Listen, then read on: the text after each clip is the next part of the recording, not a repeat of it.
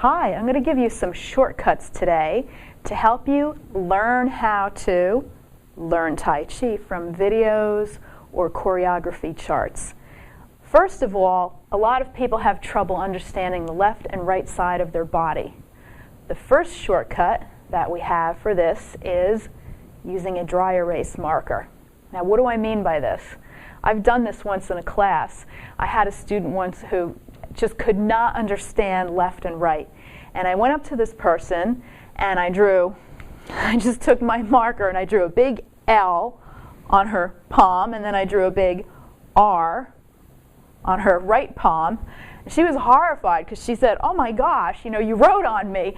And I said, "Don't worry, it'll wash right off." And it does. If you use a dry erase marker, it'll wash right off. But this is a great thing to do, and you can do it on the back of your hand, you can do it on the front of your hand. So anytime if you're in class and you get confused about where's left or right, just look at your hands and immediately you'll understand. This is a great technique also for teachers to use. The next thing that you can do is a little secret that I've shown a lot of people, and it's very, very effective. This is great if you have a choreography chart or you have a video where the person is facing in the opposite direction from you and you have no idea what they're doing. This works for anything, for dancing, for Qigong, for Kung Fu, for any kind of martial art, any kind of movement, yoga, anything. And what you do is you take your choreography chart. So for example, this one is from the original documents in the Chen family. And you can see that the figures are facing you. So it's great, you can see what's going on in the front of their body, but you lose your understanding of where's left and right. This is what you do. Watch. It's so simple you won't believe this. Get either a large dresser mirror, or if you have a sliding glass door at night and you can see the reflection of yourself in it, use that. Sometimes you're able to get also like a door mirror, a long one. You can get them pretty cheap at a discount store, flea market, or Craigslist or FreeCycle. And what you do is put that mirror out there. If you look at those diagrams, you see them in the mirror, you're now facing the same direction. So I can see that this is his right hand coming up. This is his left underneath. And if I'm holding this, or if I just fasten it onto the chair, then you can understand that you're facing the same way. It really works. Try it. So everything will be the same that you see in the reflection of that book or diagrams. And it's the same thing. You can also take a TV screen or your computer and face the screen into the mirror.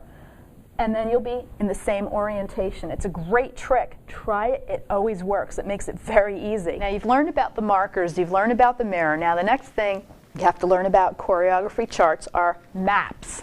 And what you get when you have a Tai Chi book, especially the old school standard books, they give you a choreography chart which looks like this.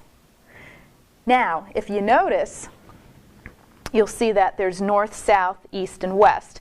Now, in the old school Tai Chi or Qi Kung choreography charts, south would be on top, and they would always say, start your form facing south.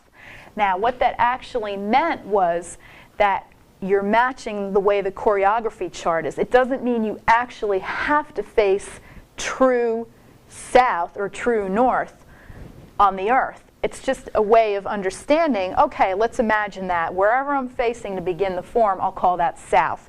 Then I know that posture 1 always starts there, and I know that posture 15 always faces wherever east or west.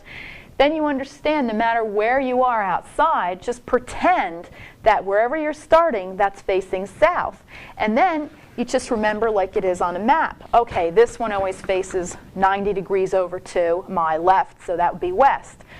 If I begin in the front over here and I call that north, then I remember that 90 degrees is always over here on the east. Now, why did the old school Chinese choreography charts have south where you began? That has to do with because in Feng Shui, south is considered an auspicious direction. And on many of the old maps, they would have south at the top of the map. Now, the way we do it through most of the world is we put north on top. That's just to make it standard, but that doesn't mean that it has to be that way. It can be any way you want. So don't take it so literally that, oh my gosh, I have to always make sure I'm facing north or I'm facing south to align myself properly. Tai Chi is very powerful. It doesn't need to depend on directions. It will align your energy without having to worry about if you're facing north or south or east or west. So be careful that you understand that. And the last thing I'd like to go over is the clock face.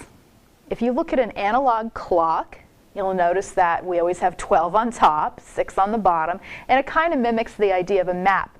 But for some people, the clock face works better. So just imagine that you, or if you're a student or a teacher, the front of the room where you start is 12, and it stays fixed. So that anytime you move around through the room, you're always maintaining 12 o'clock as that beginning point. So then you can put notes in your notebook about where to face. And this way you can tell how you're turning, how you're twisting, because Tai Chi has a lot of changes of directions. And many other arts do too. Dance, Baguazhang, different forms of Kung Fu, even Qigong when you're moving around. And sometimes it's very easy to get lost. So if you always put that in your notes, take notes too. Here's another thing. Studies have shown that to have better recall, if you do some kind of writing associated with what you're trying to remember, it will seriously increase your recall. In other words, it helps you understand and remember what you're doing. So if you're going to spend the time, the money, the energy, or whatever to learn your art, get the most out of it. So use these secrets, and I hope they can help you as they've helped a lot of other people. Share your ideas, or if you have any other secrets, I'd love to hear them, and I'll share them on my blog post and give you the credit for them. And I wish you a wonderful day.